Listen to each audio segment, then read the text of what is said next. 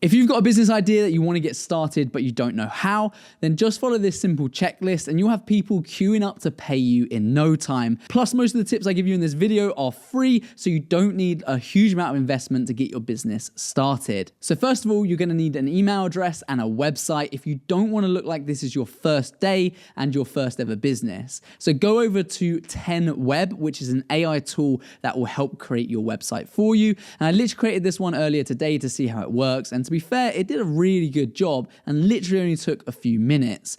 All you need to do is add some customizations and you're good to go.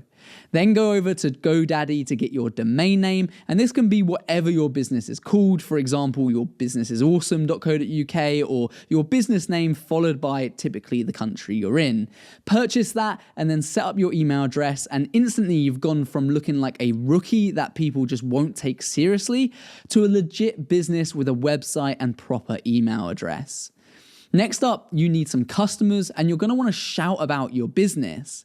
There are two main ways of doing this. You've got outbound, which is when you approach people selling your services or products who haven't heard of you before, or inbound, which is when people notice what you do on social media and marketing and get in touch with you.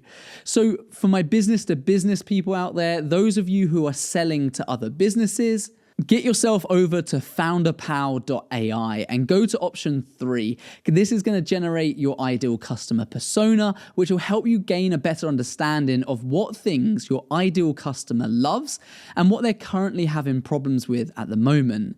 Now you've got that, you can put together an awesome email telling them how you can help them with their current challenges, and then you plug that into a program called Lemlist, which will send that email to all of those potential customers, and it will follow up with them in an email automation sequence so that you can focus on growing the other parts of your business while that's just making sales in the background.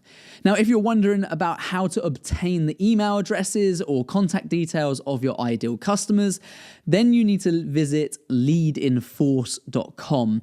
And that uses advanced groups and pages targeting to reach your competitors' customers so that you can win some clients nice and easy because they're already in that market looking for your products or services.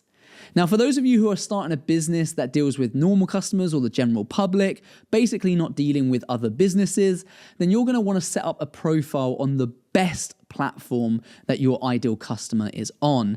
So think about where they're spending their time. Is it Instagram, TikTok, or YouTube? Find out what that is and create a profile on that page. And then go over to Canva, where you can create all of your marketing materials from business cards to social media posts and basic videos.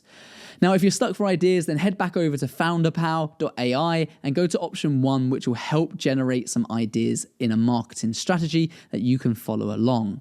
Now, typically, it's at this point that most people forget to remain consistent. So if you use a scheduling app like Later, you can spend literally 1 day a month scheduling the next 4 weeks worth of content. So that's going to save you loads of time and make sure you're always on top.